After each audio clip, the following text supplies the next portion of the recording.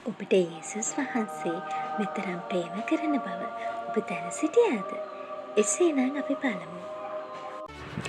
මිනිස් කොඳු වැටපිලේ අස්ථි 33කින් සමන්විත වේ. හරියටම බැලුවහොත් යේසුස් වහන්සේ පොළව තුල ගමන් කළ වසර 33ක ගණනට සමාන ආකාරයනි. එලෙසම මිනිස් ඉල ඇට කූඩුවේ ඉල ඇට යුගල 12ක් ඇති අතර මුළු ඉල ඇට ප්‍රමාණය 24ක් වේ. හරියටම යේසුස් වහන්සේගේ ගෝලයන් 12 දෙනා සහ ඊශ්‍රායලයේ ගෝත්‍ර 12 වගේ. එලෙසම ස්නායු පද්ධතියේ ප්‍රධාන කොටසක් වන කපාල ස්නායුව එය මොළයේ කඳේ සිට බෙල්ල, පපුව සහ උදරය හරහා ගමන් කර හදවත, පෙනහළු අක්මාව, ආමාශය සහ බඩවැල් වැනි අවයව සමග සම්බන්ධ වේ. යේසුස් වහන්සේ කුණාටුව සංසිඳු කළාක් මෙන් ඔබේ ශරීරය තුළ ඇති මෙම කපාල ස්නායුව මගින් ගැඹුරු නිශ්චලකමක්, තැන්පත්කමක්, සංසුන්කමක් ඇති කිරීම සහ ආතතිය, වේදනාවන් එම වැළැක්වීම මෙයින් සිදු කරයි. ලැමිනින් යනු විශාල ග්ලයිකොප්‍රෝටීන වන අතර ඒවා බොහෝ සෛල හා අවයව සඳහා පලංචියක් සපයන ප්‍රෝටීන් ජාල වන බිම්මහලේ පටලවල ව්‍යුහාත්මක පදනම සාදයි. එය අන්වීක්ෂයකින් බැලූ කල කුරුසයක හැඩය ගනී. ඔබව මාව එකට තබා ගන්නා ව්‍යුහමය කුරුසයකි. යේසුස් වහන්සේ තුන්වන දින උත්ථාන විය.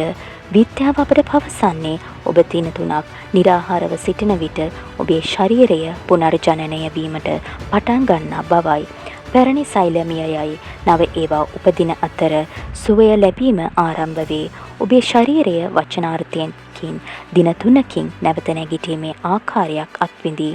යේසුස් වහන්සේ දින 3කින් නැවත නැගිට්ටාක් මෙන් එක අහම්බයක් නොවේ.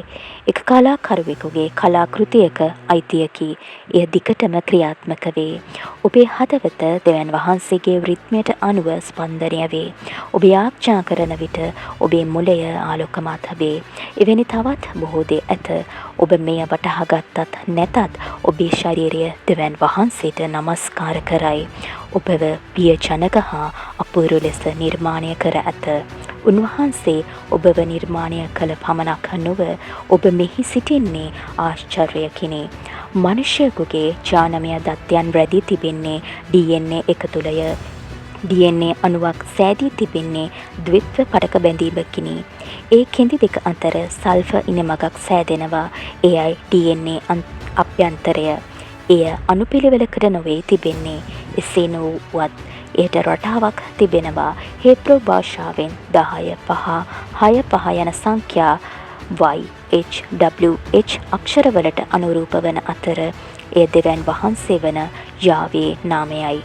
YHWH හි හේබ්‍රු භාෂාවේ රූපමය භාෂාවෙන් බැලූ කල එහි තේරුම ඇස් උසවා මගේ අතේ තිබෙන ඇණිය දෙස බලන්න යනුයි.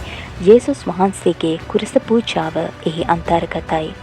DNA නිර්මාණය කළ දෙවියන් වහන්සේ සෑම DNA අණුවකම උන්වහන්සේගේ නම අත්සන් කළේ අප උන්වහන්සේගේ බව අපට දැන ගැනීමටය.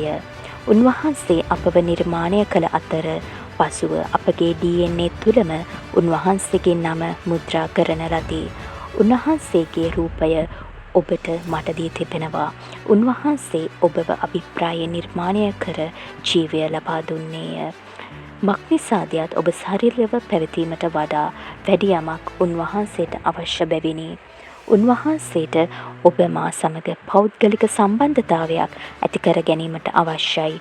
ඔබව නිර්මාණය කළ තනන් වහන්සේ සමග සම්බන්ධතාවයක් ඇති කර ගැනීමට ඔබව නිර්මාණය කර ඇත. ඔබ කවදා හෝ ඔබේ ජීවිතයට යේසුස් වහන්සේට ආරාධනා කර ඇත්නම් එය ඔබගත් හොඳම තීරණය වන අතර තවමත් එසේ නොවේ නම් තවමත් ඔබට කාලය ඇත. යේසුස් ක්‍රිස්තුස් වහන්සේව ඔබේ ජීවිතයට ආරාධනා කරන්න. ඔබට යේසු පිහිටයි.